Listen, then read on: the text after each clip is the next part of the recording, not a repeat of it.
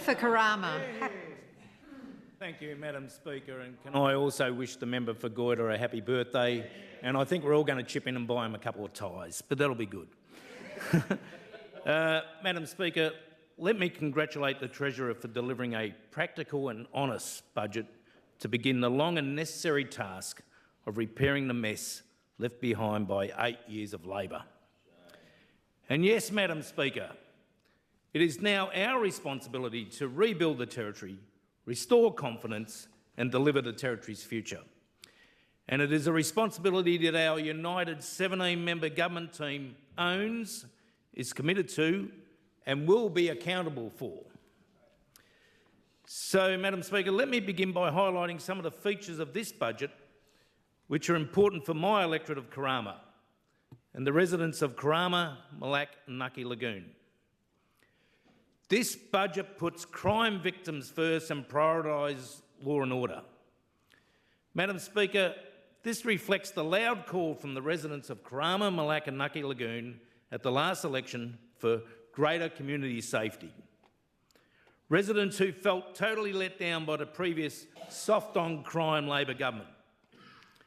Responding to this call, we've invested $1.5 billion into public order and safety. This includes significant investments into our police, corrections and courts to ensure we have a total system that will ensure that offenders will face real consequences. And once again, we have swung the pendulum to put victims of crime first, not offenders. For my electorate of Karama, I was also pleased to join Minister Charles and my other Northern Suburbs MLAs, the members for Wanguri and Casuarina, last week at the announcement of a $4.6 million investment in a new youth hub for the Northern Suburbs at Leanya Water Park. This will provide services and a facility to provide positive engagement with our local youth. And I'm aware that extensive consultation process with our local residents and others will commence soon. Madam Speaker, as Assistant Minister for Health, I also applaud the investment of $2.5 billion in our health services, including hospital services, primary health care, mental health services, and alcohol and other drug services. On that latter point, I was pleased to represent the Minister for Health on Tuesday morning to officially open the Association of Alcohol and Other Drug Agencies Northern Territory 2025 conference being held in Darwin this week, which had the theme Voices of Change Leading the Way. So, Madam Speaker, let me now focus on the lead of the opposition's comments about holding this government to account in regards to budget integrity. I say again, budget integrity. Now, theoretically, this is a great goal, but I'm not too sure the opposition have the skills and ability to do so, particularly when we examine their own budget processes over the last 8 years, overseen by the disastrous Gunner Files Lawler-led government, of which the current opposition members were at various times members of. Madam Speaker, if it wasn't so serious, their budget approach was comedic. They apparently had an overriding mantra of, get with the program. I say again, get with the program. And they combined this with an assessment process that seemed to come directly from the political satire show Utopia. Madam Speaker, let me give you examples of how I think this combination may have worked for the Teletubby budget managers. For example, they inherited a reasonable shiplift proposal which had a commitment of $100 million, member for 𝙍𝙬𝙼𝙍, $100 million. But no, this wasn't a big enough number as they wanted to promote a record spending program. And like Utopia, they probably said, how can we make this number much bigger, much bigger? Well, if we ignore commercial negotiation processes and discipline, we could blow this out to be in excess of $500 million. In excess of $500 million. That's a much better number to add to our program. Let's go for it, they said. Let's go for it. Similarly, the Treasurer gave some other examples that may have gone through a similar Labor budget process. The Aboriginal Torres Strait Islander Art Gallery of Australia originally costed $50 million, blew out to over $300 million, a much better number for Labor to include in their record spending program. Luckily, the CLP has rescoped this.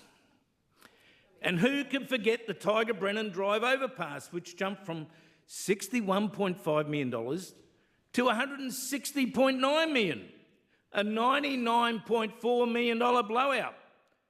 But who cares? It'll make our program look great. And a final example, Madam Speaker, from the many others I could cite, is the so-called State Square Art Gallery, another legacy of Labor's priorities. Has surged from $47 million to $143 million. That's an increase of $96 million.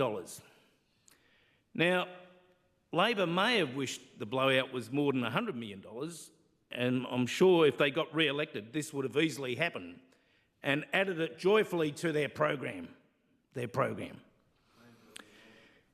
Now, Madam Speaker, whilst this wonderful, huge program of investment sounds great, is great for press releases and budget spin, it falls in a heap when the Emperor's clothes are revealed for what it truly is, and that is a charade. A very honest question that had to be asked was, where is the cash to pay for the wish list? I say again, where is the cash to pay for the wish list? But the voices of sanity, including from former Labor members, were ignored when raising this genuine concern. And Labor resorted to its well-known modus operandi: ignore the message, just shoot the messenger. Ignore the message, just shoot the messenger. To highlight this, let me give you a few quotes from former Labor Minister, the Honourable 𝙍𝙬𝙼𝙍𝙍𝙍 MLA. And I say again, these are his words, not mine, when commenting on Labor's budget approach.